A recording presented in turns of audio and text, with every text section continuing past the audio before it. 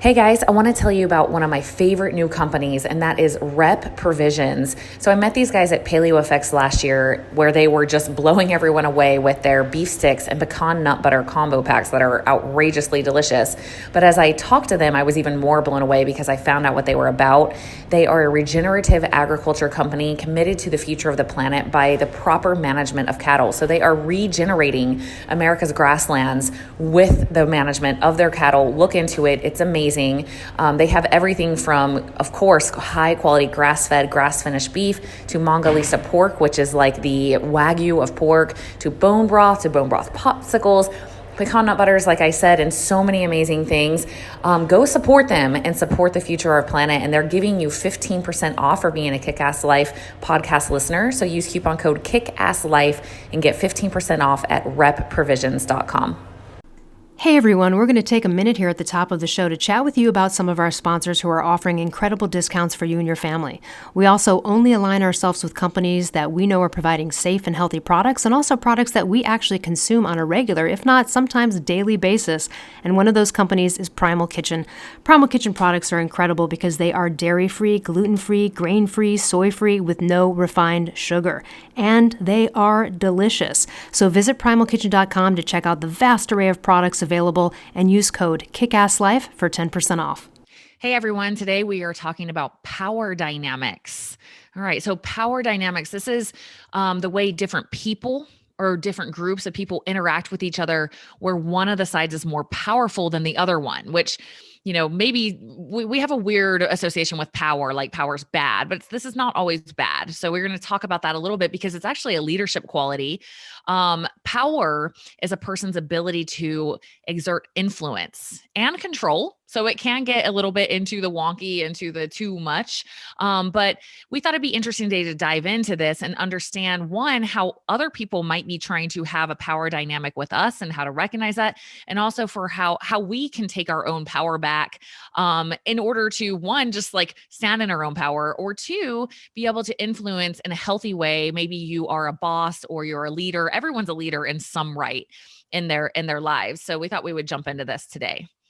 Elle, what are your Yeah, this thoughts? is an interesting topic for me because I look at it sort of like offense versus defense. Mm-hmm. And a lot of business people would tell you that the best way to run a company is on the offense, right? Yeah. If your competitors are running on the defense, they're behind and they're kind of in victim mode. And that's why, because defensive behavior in general, it like creates it sends terrible signals, first of all, because like when you're indulging in it, you're likely to be seen as insecure. You're Mm-hmm. likely to be seen as closed minded and Mm-hmm. overly emotional every time you're defensive. So, none of these labels is going to help you build stronger relationships, be successful, admired, etc. Right? Because, and so, anyway, I think it's really important because people react defensively, and usually it's because they're anticipating a threat in their environment, false or not, but they're anticipating some threat. And of course, a lot of the thoroughfare of what you and I talk about here on this show is mindset, right? And Mm-hmm. getting into empowering oneself to be more confident because then you will be more on the offensive. Now, offensive doesn't mean you're offensive, right? Right.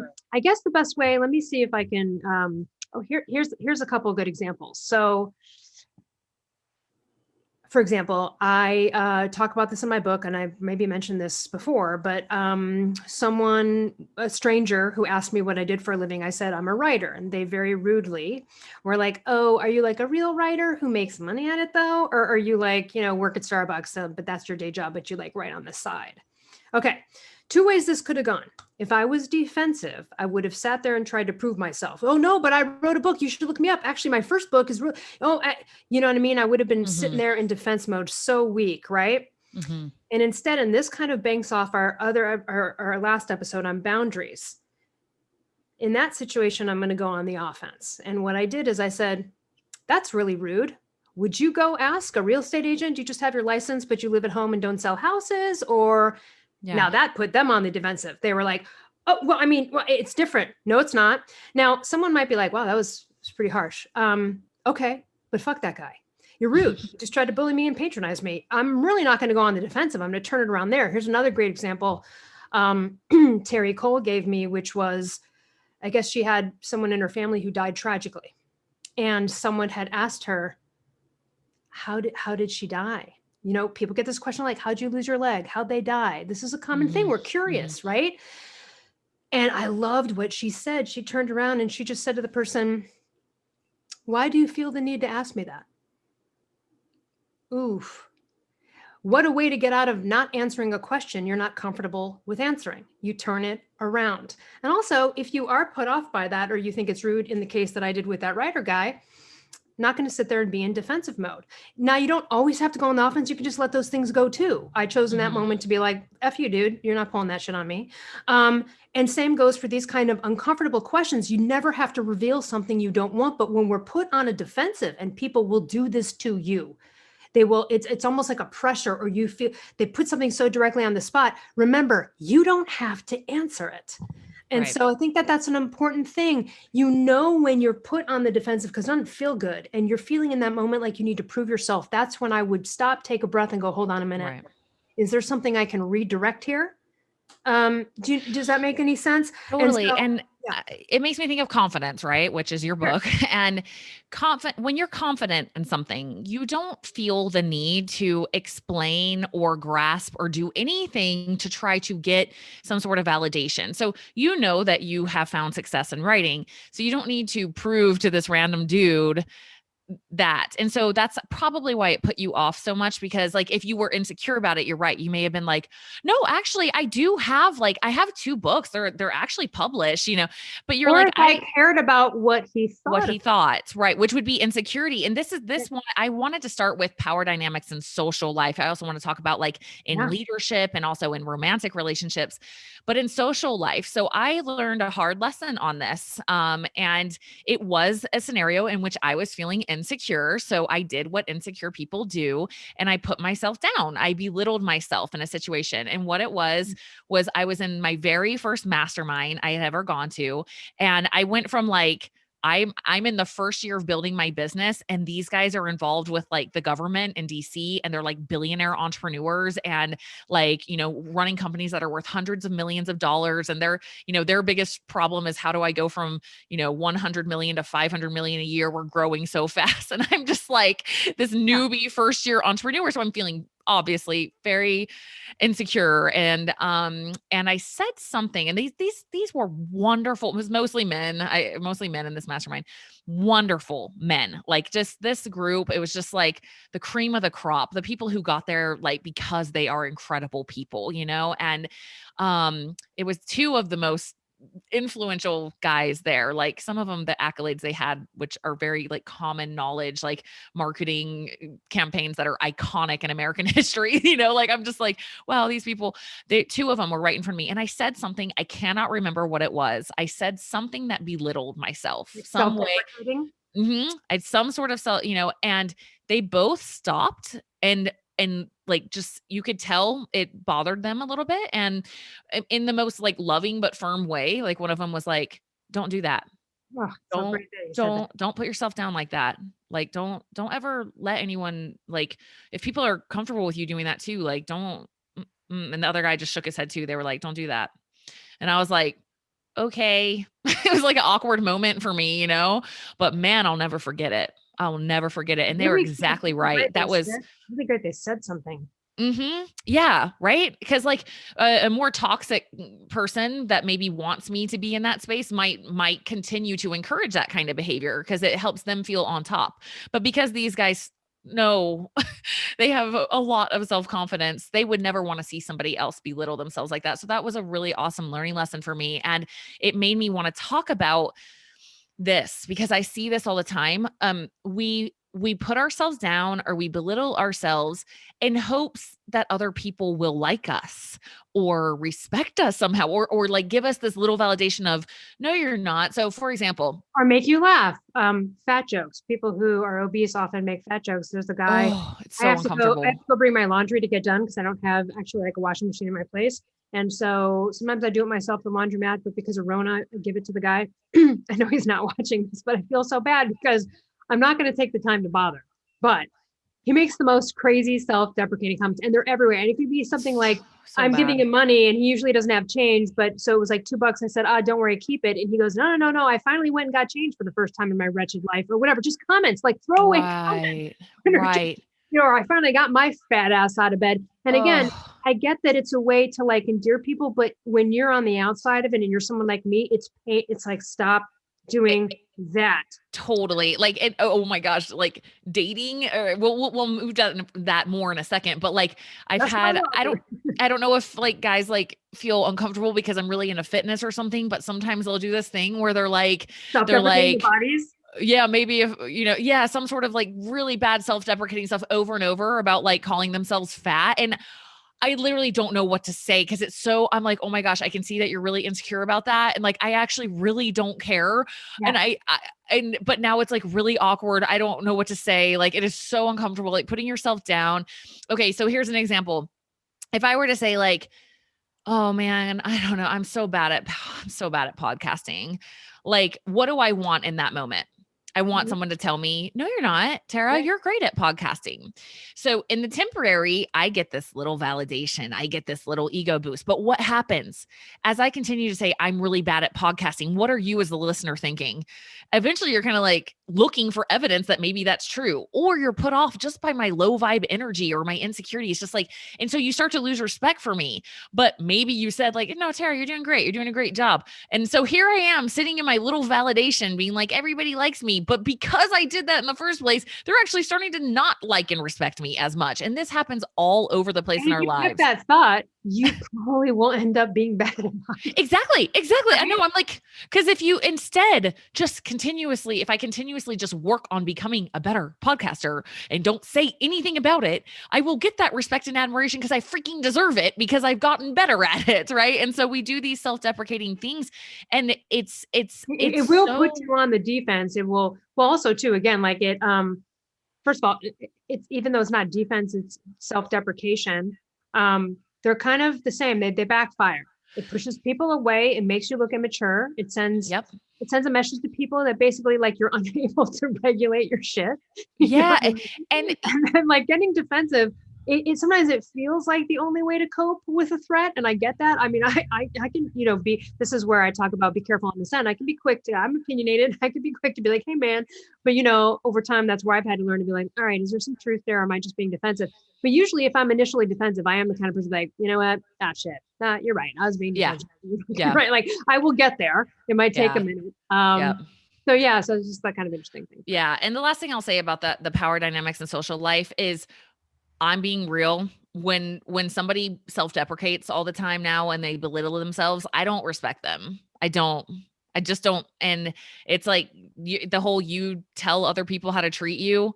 If you're constantly, if that's your MO, like, you're always that person. That's like how you handle stress, is just being like, or like just pity party, like I'm not good at stuff. Like no one is respecting you.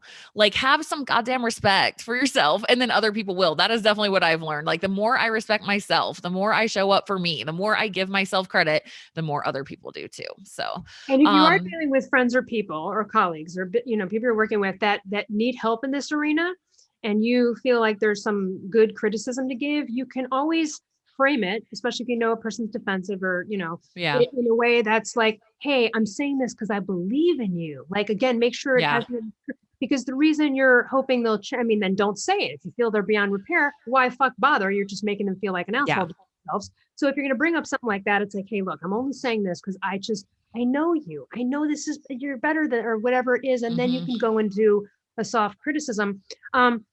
And what fixes all of this? A growth mindset, clearly. All the stuff we've talked about on almost Yeah. every episode. But I would say that sort of interesting was reading something about this where it was talking about like here are like people who play offense. These are the kind of things you might hear out of their mouth, like, "Hey, I really need your help with this important project." Right? There's no explaining there. It's just, "Hey, I need your help." Right? Mhm. Where someone who's playing defense might be again, maybe sure, like I'll help you move your furniture this weekend, but you're secretly being like, God damn it, I'm falling behind in my own life. And then you're going to get mad at them because then you're like, well, I'm always doing, again, it goes into this cycle. It's Mhm. indirect. But again, offense is again, just like asking for what you want. It's Yeah. involving the drawing boundaries, being on the offense. Or even if it's like, hey, I know you're too busy to give me all the time I need here, but can you at least take on this one task? Or again, it's just direct communication. You know what I think that is because I think when you have good, healthy boundaries, like we talked about in our other episode, like you expect that other people will set theirs too. So it's easier to be clear. But if you have crappy boundaries, like if you are like kind of letting things in, then you think that everyone's like that. And so you're not able to be as clear, like, oh, I don't want to put you out here or whatever, right? So, but if you know that you set healthy boundaries, you know that when you say, hey, I need your help, that they have the perfect freedom to say, I can help you with that, or I can't help you with that. And Right. everybody's okay in that scenario. So that's kind of linked into boundaries and confidence for sure. Yeah, and I feel like obviously you're going to reach your own goals more when you start to play offense versus like Yeah. defense, because you're going to have agendas that are just not going to get. There's no way for you to reach your goal if you're going to continue to be in defense mode. And being defensive, so I fully admit my dad used to always tell me I was like the most defensive person he had ever met. And I was like any sort of criticism from my parents, I would like defend as a teenager, I would get super defensive about it. And I consider myself very different now. And I think it is because I've adopted this growth mindset. But as I look back, I'm like, yeah, I was really insecure. I think, if you're getting really defensive about stuff, it can just be a tip off to you that you have a lot of insecurity.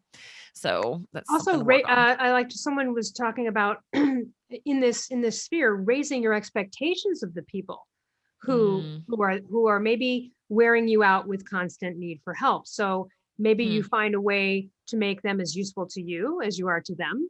Put them to hmm, work. Sometimes it depends. To get to work or get lost. Like sometimes you need to just kind of have these kind of clear cut scenarios. But also too, I like this. Someone suggested making a to-do list for everyone in your life. And what I liked about this, it was sort of like, what would I like from this person? What do I need from this person? What am I getting from this person? And go through that and see, because that'll hmm, kind of gauge sort of the value of that friendship, where you stand with it and where you might need to draw more boundaries or be more on the offense. I just think being on hmm, offense, again, if we could just go through some of the qualities, hmm, it's being proactive.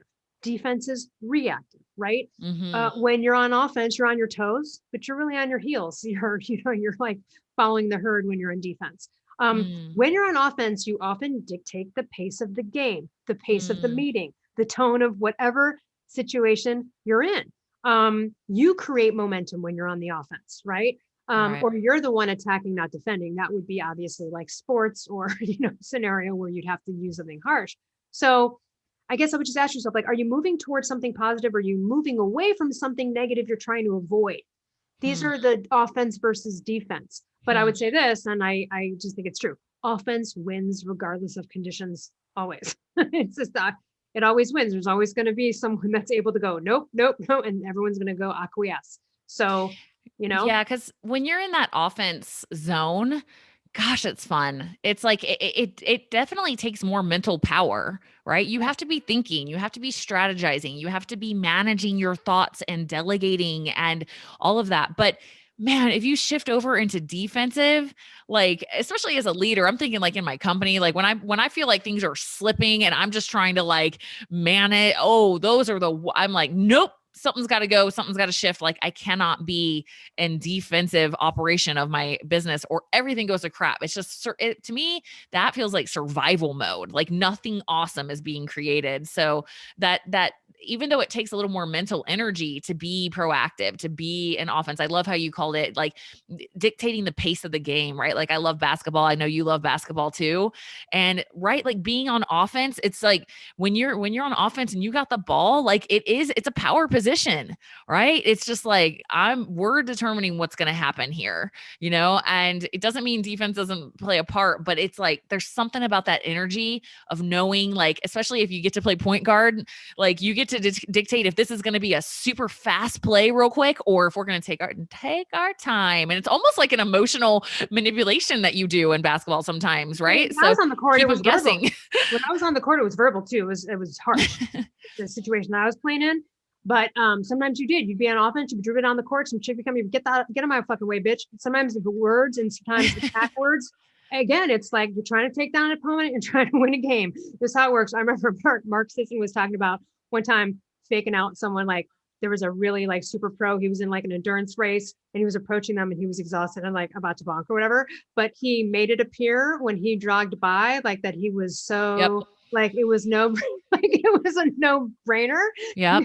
Kind of a mental, My mental offense game, right? Yeah, my mom taught me that. My mom was like a world class track athlete back in the 60s. And she said that she had this 10-step rule that one of her coaches taught her. And it worked so much. I have used that so much in racing. So she's like, if you can just blast past them with like full confidence for 10 steps. So Right. just take some out of your tank and just for 10 steps, just breeze past them. They will almost never catch up to you because mentally they just associated the fact they think you are way faster than they are. So it's like a strategy. So yeah, definitely, it can be used in Way faster sports with more for energy because sure. you're like, oh, why is it easy for her at mile 20, right? And you, but it's Mhm. not. But you appeared to for those 10 steps, and that sometimes is enough to throw someone off their game. And again, we're talking about sports and things like that that you Sports, wouldn't yeah. necessarily talk this kind of shit in a meeting, right? But also too, I think you can change power dynamics. I think it's really important to get your power back. A lot of people in relationships lose their power, the inability to speak Yeah. up. And again, this is just about boundaries. Like someone doesn't continue to want to go to the Chinese restaurant with you, but you do. Well, do you never go? Do you say like, are you ever speaking up? Are you getting what you want? And I think that happens in relationships. Sometimes we lose our power to the other person, and we become people pleasers. We become quiet voice. We become this person, and it doesn't feel right. You know you're there when you're there because and there really are ways to change that dynamic. Here's some Yeah. points to consider on that note in relationships. So a balanced relationship, these are keys to understanding how to have that balance. One is both partners need to know their value. If both of you don't know your value, it's going to get super messed up on the power dynamic all the time because somebody's going to be needing something from the other. That makes things go wonky really, really fast. Also, partners who listen to each other and can make changes. Right? People who can like be growth mindset is huge. Yes. Respect, having mutual respect for each other. I see this like as one of the most detrimental things that I observe in other relationships is like once that respect is lost and you just see, oh, energetically, you see them just like nipping at each other and like insulting each other. And I'm just like, oh, you guys So are much. not going to last. Like you lost respect for each other. This is getting toxic AF. And then communication, right? So a balanced relationship, there has to be, especially when there's issues, like being able to bring up issues instead of just in your head being like, I hate how she does that, or I hate how he does that. Like, if you're doing that, you're going to have really weird power dynamic stuff because you're going to be trying to somehow assert it and they're not going to understand. It's like, I hate it how you always pick the restaurant. So all of a sudden you're going to be like, no, we're going to go to Red Robin. And they're like, whoa, damn. Like, and so like Right. the communication has to be there. And these are some potential problems in power dynamics and relationships. One is money.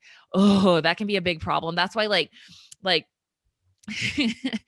I'll be a little vulnerable. Like I was in a really hard spot and I was dating a guy who had a lot of money and he was like, if you need help, let me know. And I was like, I would rather die than have the guy I'm dating give me money. Like, oh, Hey, that power dynamic, it just went really weird. Also, not to mention the fact that what does that do to my own self-confidence? The fact that I need somebody to help me solve my problems because I'm this like mess damsel in distress who can't freaking figure her life out. Like, no.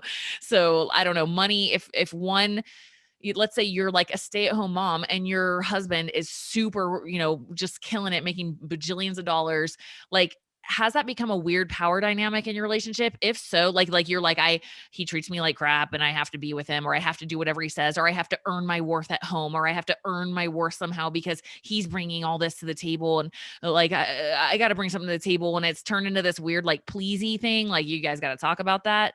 Also power or fame. So just like when one person is like really famous or very like just a powerful personality, that stuff can be a potential problem. Fitness level.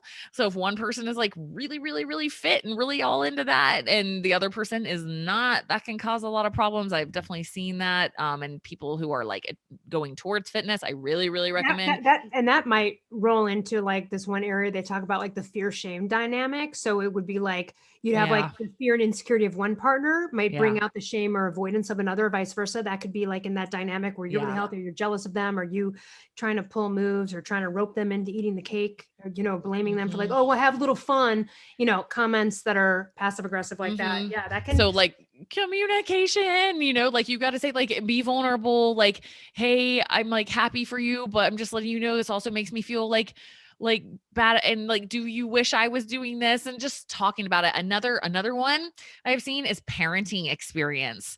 So let's say somebody who has kids is now dating somebody who's never had kids before. That can become like a weird power dynamic because the person who has never had kids, like, simultaneously, what I've observed, like, thinks they know everything about parenting, but also feels insecure about it. And then the person who is the parent, like, what I've observed is sometimes like they're insecure about being the person who has kids, and is this going to be a burden to that person? That was like a thing for me. And like, are, also like judging the other person, like how they're being, like, that all needs to be talked about, because that can become a weird. I have seen that with blended families for sure, of like one parent, like the biological parents really protective over their kid, and the new parents like the enemy, and there's all this insecurity and weird stuff going on. So like that needs to be able to be in a safe space, and like everybody needs to put their freaking shield down and be able to like talk about it without attacking, because I like that can be really problematic in blended families. And then the last one that I thought of was IQ. Like, if you feel like a lot smarter than your partner, yikes, like that can Yikes. cause some really bad power dynamics. So you might just want to partner up with That's somebody that you feel like you're on similar intelligence level, that's because tough because the IQ one, if you're not on a similar intelligence level, emotional whatever the levels of intelligence are, you're going to end up probably being their coach or tutor or teacher, which is a shitty dynamic to be in because it should be an exchange and somewhat balanced. your And sex life's gonna suck, because that's not a turn on. that's right. It's 100%. And this goes to like when relationships become sister brothery, pokey, this kind of shit. You know what I mean by like young, Yeah, like your I kids. They're shitty with each other sometimes because they're freaking kids, right? And your right. younger kids are gonna be like, "Come on, ma, he told right." That's what they do. But Yeah. man, if you're in that you're in that dynamic when you're older, no one wants to sleep with their sister or their brother. No one wants to. Nobody. And I've been in those It's situations where you're mm, like, now I just look at you like you're my brother, and I don't want to fuck my brother. Like my brother's my yep. brother. It's not attractive. And that's the thing too is oftentimes I think people, again, someone goes cheats or whatever, usually it's because of appreciation, but also it's just like this self, like you've dumbed yourself down into this power dynamic and it needs to come back. I also Yeah, think this is where, self-respect. yeah, self-respect. This is where a really important discussion, like you said, with couples, if you're talking power dynamics, let's say you are going to be the stay-at-home mom, or that's kind of what the deal is going to be, then this is like where you're going to need sort of a little bit of a contract where you talk about like, what are your expectations? Yeah. Like, I expect you to take care of the bills, empty the garbage. I'll do all the shit with picking up the trash. Whatever the deal is that you're making, what's important, what do they expect? So that you're not in that situation then feeling like something's expected of you that you may not be doing, or you're getting shit on because of it. And again, just All being clear again about what do we expect of each other. We're living together. I would have this discussion with a roommate if I had a roommate. I have mhm, had roommates. We have this discussion. What mhm. do you do? Every week I clean the kitchen, you do the floors. What works so all the shit gets done and we don't have arguments about stuff in the sink? And both partners need to commit to being honest and not being people pleasy and just Yes. saying whatever sounds good. So if you're the guy or something, like in, one of these traditional type marriages, and you're making the money and your wife is a stay-at-home mom, and you're like, "Oh baby, I don't expect anything from you. Like, I just want to take care of you. I love you so much. Like, you're my queen. Like, you just do whatever you want." And then you come home and the house a freaking mess and there's no food ready. And she's like, "Oh yeah, I just went out with my girlfriends. We had like mojitos and we're just like having a great time." And you're like, "Mother effer, like seriously, I'm sitting here working and that's all you did all day." That's what you said. That's what you said. So both people need to commit to being honest. And by the way, I gotta give two examples on this. I had one friend who just fucking awesome. I won't say who it is, but she no. But she when she got married like 20 years ago, she said to her guy, she goes, just so you know, before we get married, I'm never gonna have a real job and I'm never having kids. He was like, okay. She's like, no, I want to be real clear. Never gonna have a quote real job, never gonna have kids. Well, that mofo was a people pleaser. So what do you think happened? He started to resent her for these things and then eventually bring up his resentment about like, well, you if you only got a regular motherfucker, what did I tell you at the beginning of the That's his relationship? bad. She ended up with a people pleaser who ignored that and then later wasn't okay with it, right? I Yeah. dated someone who was a people pleaser. I'm friends with him now. It was like 20 years ago. And he was a people pleaser. I didn't know this at the time. And he was like, I'm going to buy us a house. You can move in. Don't even worry about rent, whatever. Use all your money to save or pay for debts or whatever you need to do. I'll take care of all of it. We had this discussion. Then I move in, and it's like a couple months in, he starts to get a little resentful, starts to bring up like bills and not, and I was like, no, no, no, no. We had this discussion. Now it turned out later he was a total people pleaser. So makes absolute Mhm. sense why that was the case. These are things that are really problematic. And it also put me in an awkward position. Now Mhm. I'm in a Mhm. situation where like I'm living in a house, someone who doesn't feel like I'm putting my part, and that's not who I am. I'm not That's a mooch.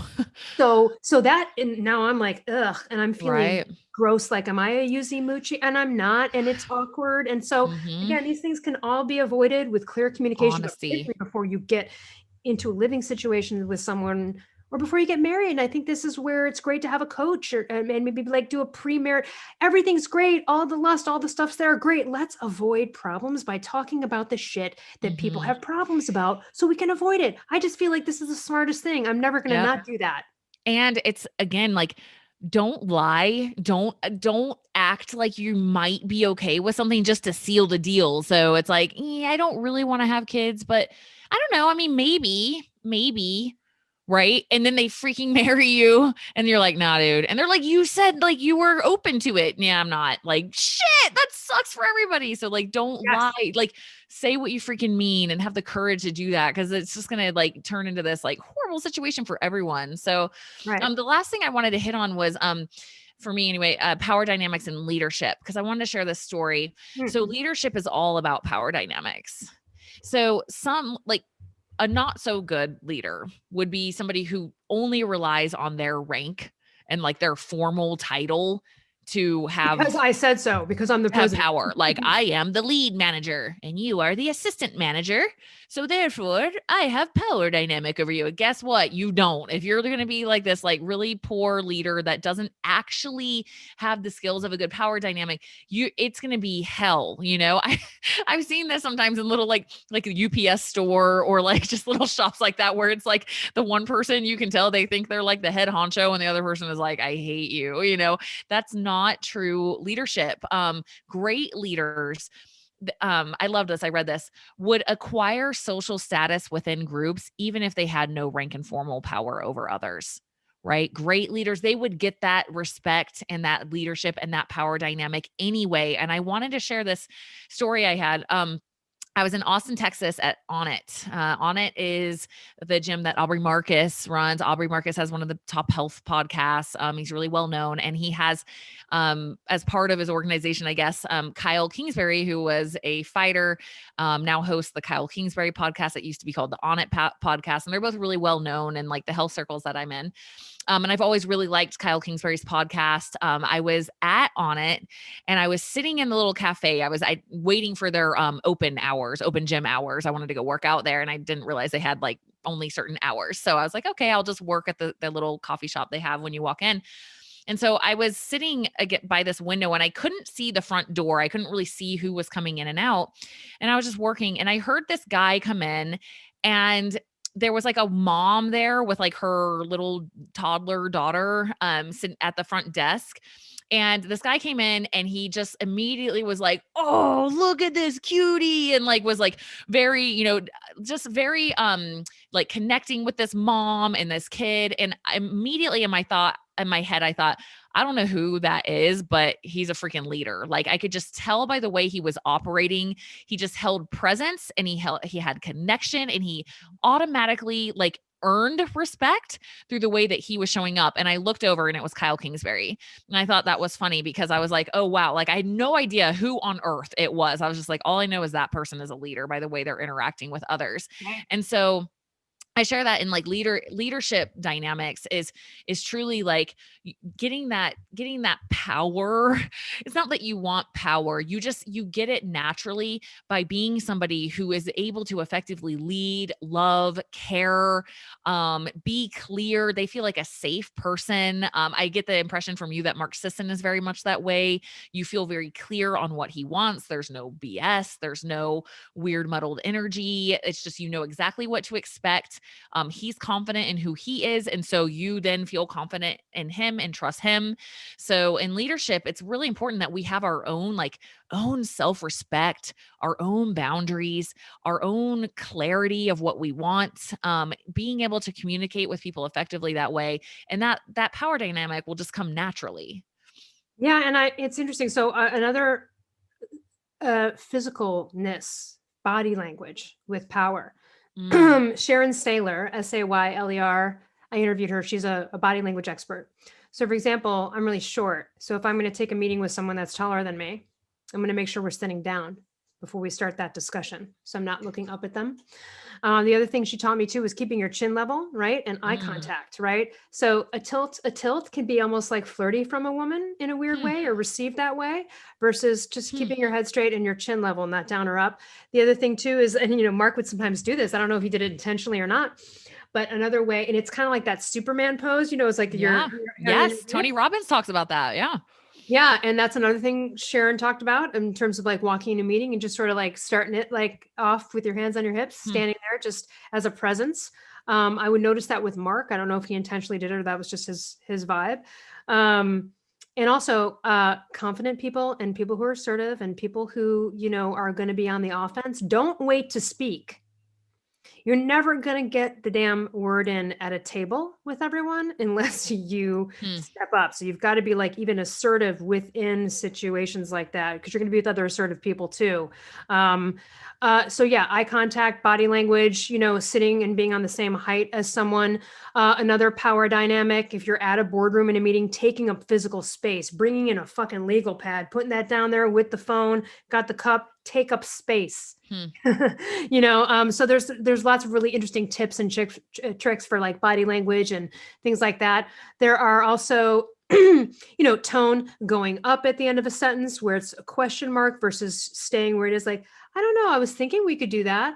That's not very confident. I mean, I might talk to you that way. We're just chatting, but if Right. I, It's like you're asking me if that's okay for you to think that's that. first I'm saying I think we should do that. What do you think about that? That is more declarative. Yeah. So again, anytime, these are just a few things, but I think it's really important to ask yourself some questions like about power dynamics within relationships. And you can be like, okay, after I talk to my partner, let's say, did they influence me without my noticing? Mm, About decisions that are in my world? Like, did they influence me about my own stuff? right. When I make decisions with them, do they lead the discussion? Are they overbearing? Um, Again, there's lots of things you can find out from friends, parents, and other relationships you have other than romantic to kind of see, am I letting my power dwindle? Yeah. My power would dwindle in the past. I would get tiny voice and not speak up in the presence of a romantic partner because I had so much shame about my hand disability thing that I just was like kind of choked up there. And I felt it, you guys. And that's when I knew something was wrong. It's Yeah. because I felt a choked up feeling in my throat. Right. And that's a visceral, and unless it's also a hypothyroid symptom, but not because I have hypothyroidism and it's treated. Do I have that? That's everybody gets choked up when they, Yeah. we all know that feeling. That's such an important feeling to look at. It means you are being stifled in some way. You're allowing yourself, your power has dwindled. I also notice when people constantly have to say, we've spoken about this before, if I've dated someone, I'm losing my power, I will find that they're often like, what? I can't hear you. I can't hear you. I'm not speaking loud enough, which might be real difficult for people who listen to this podcast to think that that's possible for me, but it happens. And so when I sense that, or if that happens, I'm immediately like, red flags for me. That's a red flag for me, about the person, whatever it is. It's a red flag I need to look at because it means I'm tinying down and I'm not feeling comfortable speaking up. Now I have less of that now because I got over my shame, but it's probably something I'll need to like watch out for. I love all of those are such good tips. Talking about like feeling small or shrinking your voice and things like that. It made me think of something that happens in flirting, and that's negging. So this is a power dynamic strategy that is very common in the gym. I have noticed. This is like I have like nicknames for. I'm in the gym so much. I have all sorts of thoughts about the gym. I have nicknames for certain people in the gym, and Oh yeah. there's there's this one guy that I call him the fisherman because he just throws out so many lines. He knows Yep. eventually somebody will bite, right? So he's just fishing. He's just throwing out lines, throwing out lines, throwing out lines. And I've noticed that he and a lot of other guys, what they'll do is they'll come up and they'll make fun of you about something. They'll tease you about something. So this is what we call negging. And And they're I think putting you on the defensive is what it is too. it's kind of like a little test to see if so for example, they'll be like, you think you're working out hard enough or something like that, right? And so here's the test. Do I show up in a place of thanks, thanks so much, this little like that reaction, or am I like, yeah, I have a show coming up, so I have to work out really hard right now, like just being clear and like on their equal playing field, or am I gonna like tuck my hair behind my ear and giggle and be like, right? And they're waiting for that I because would be like, my response if I were in your body, I'd be like, look at my fucking body, yo. I'm working out just the right amount, dumbass. I'm like, look at me. Look at me. if you want all this, I'm just kidding. If you want this, you got to do this. Yeah, no, totally. Another thing is like on social media. I don't get to, I must be doing something right because I don't get too many guys like hitting me up in the DMs or whatever. I don't feel like that's how I show up, as in a place of like, I'm here to like flirt. It's like my freaking business. But every once in a while I'll get some of those kind of DMs, and my strategy, I call it professionaling them away. I professional them away, and it works super effectively. And what I mean by that, and so this could come like in any area of your life, like if you're at work and somebody's maybe kind of like you feel like they're being creepy, they're just like flirting with you too much, and you're like, oh, go away.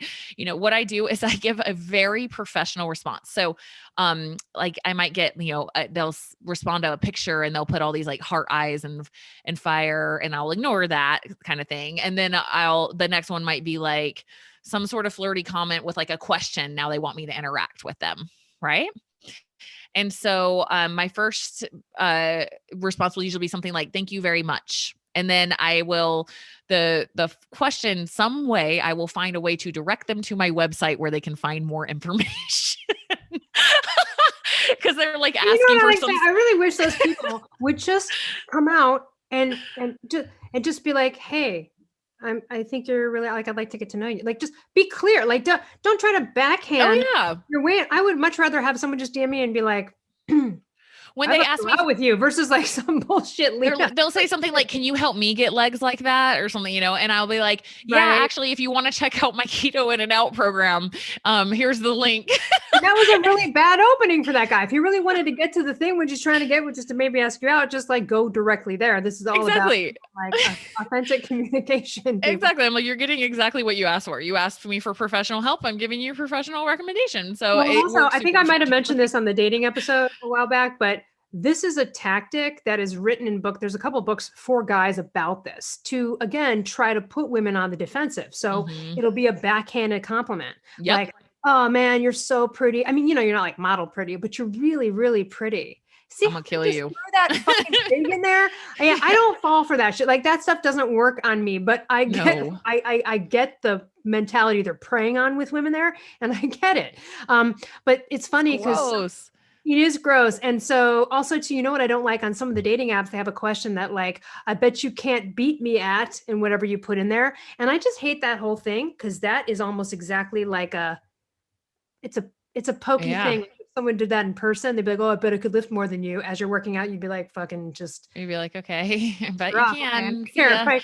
Yeah, I don't care. Also, I'm not in competition with you. Aren't we here to find a romantic partner? I don't need to be poking you like, you're better than me. So just sometimes I see that and I'm like, I know when guys do that, aren't you kind of like, thank you? Because like that is like all I need to know. If that's how they open up, if that's That's their right. open, that's how they lead.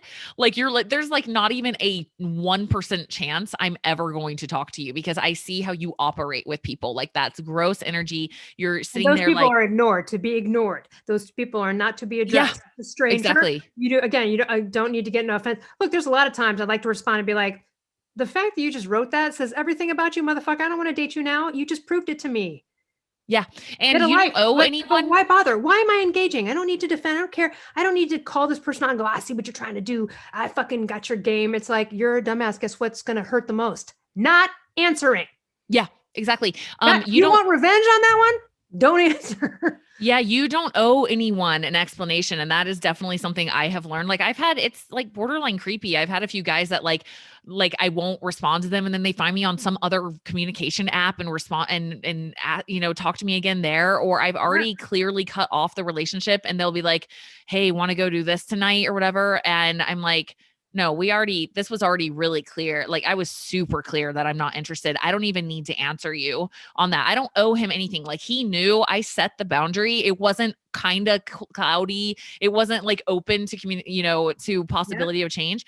And so like I don't owe him anything in that. Like I already it's kind of like almost like parenting skills. It's like you tell your kid no once and they may ask why and give them a real reason why. If you say because I said so, that's probably why they keep asking you. Like respect them enough to give them a legitimate reason that they can actually hold on to. So like if my kid says like, "Hey, can we go get brownies tonight?" and I say no, it's not because I said so. It's because we had a treat last night and it's important to me that we don't eat treats every single night. And then if they And if they ask ask you me, again, you keep saying, "I already gave you the answer." yeah, you just say, "I told you why." And that's it. And then you actually what I do is I just don't answer. That silence is like a loud and clear. We both know that I already answered this. So I just ignore it and that really helps it stop. And so it's the same thing with other relationships, like especially I think in workplaces this can happen a lot where somebody's kind of invading your space and they're trying to it is a power dynamic thing. Like they being maybe inappropriately flirty or like just talking to you too much and you can tell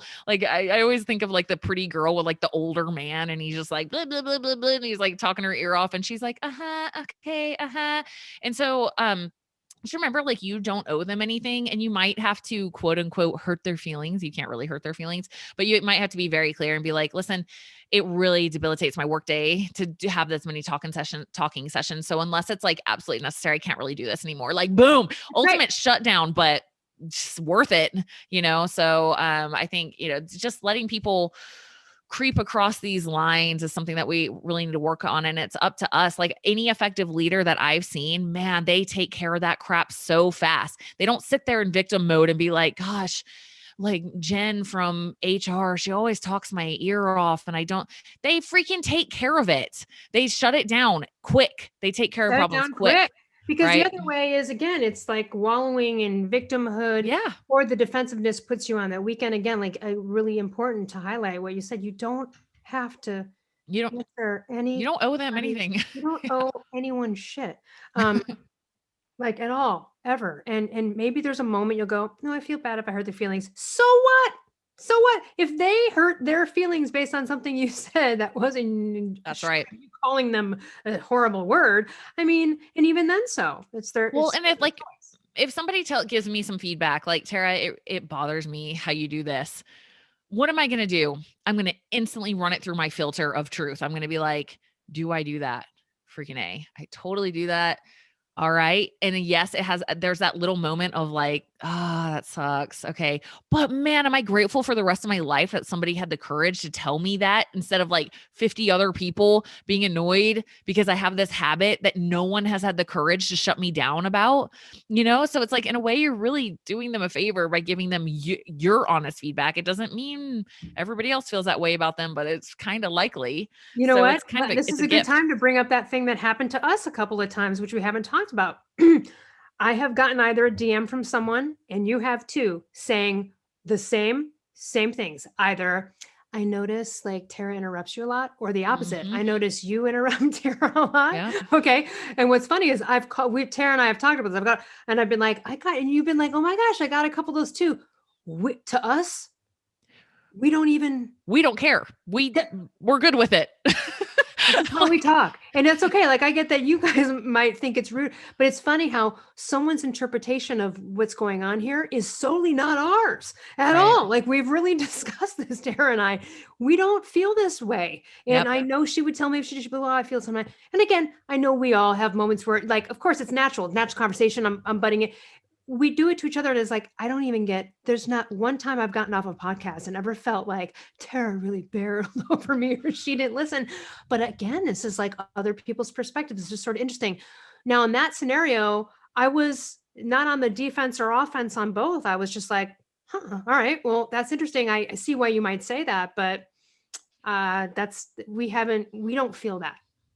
Yeah, I had well, and that's a cool thing to point out because I had somebody once, he kept doing this thing where I was I was just laughing at what he would say, or if he would say something interesting, I would go, "Oh my gosh," or something like that. And he kept doing this thing where he'd be like, "Hold on, I'm not done. Wait, wait, I'm not done." And I'm like, "What? I'm not saying anything. I'm just like giving a minor reaction to what I'm just active listening." But and I just learned with him, it is like super important to him that I'm just like stone faced listening until he is done. And I'm like, okay, got it. Like, that's not how I roll with, but we had to have the conversation. Like, I'm like, that is not my experience with anyone else I know in my life. So just let you know, this is foreign to me, but I can do that with you. But I'm like, but I was glad that he brought it up. I do still kind of think he was just trying to be an asshole and kind of have some power personally. But I learned when interacting with him, I'm like, okay, this is important to him. So I will just stone face until he is done.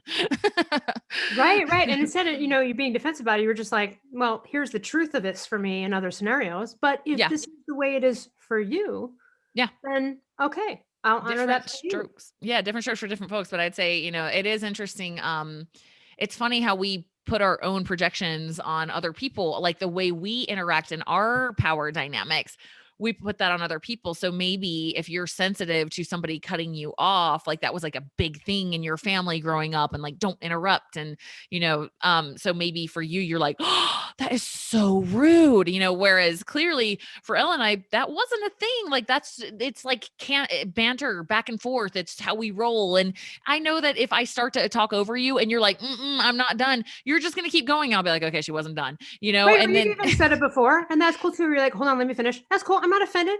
Okay, thank right, you. right. Thank you. Right. And then sometimes I want people to interrupt. Like if it's this, I'm kind of like trailing on some thought and they're like, "Oh," I'm like, "Yes, go." Like you clearly had something really interesting to say. Right. So those are interesting power dynamics. And I guess what it means is it's important that nobody feels like they're steamrolled. And if you're feeling like you're Yes, being steamrolled, speak up. that's right. Yeah. That's right. All Well, I right, think guys. that's great. Everyone, thanks for joining us. And again, if you're listening to this on any platform, we also have video episodes and they are on youtube.com/kickasslife podcast. And you can also go to kickasslifepodcast.com. We've got a great reading list with so many great like mindset, power of subconscious, great books to read to get Yeah. your mindset right and empower you. And then as well, you can draw all of our episodes as well from there. All right, guys. Thanks for tuning in. We'll see you next week.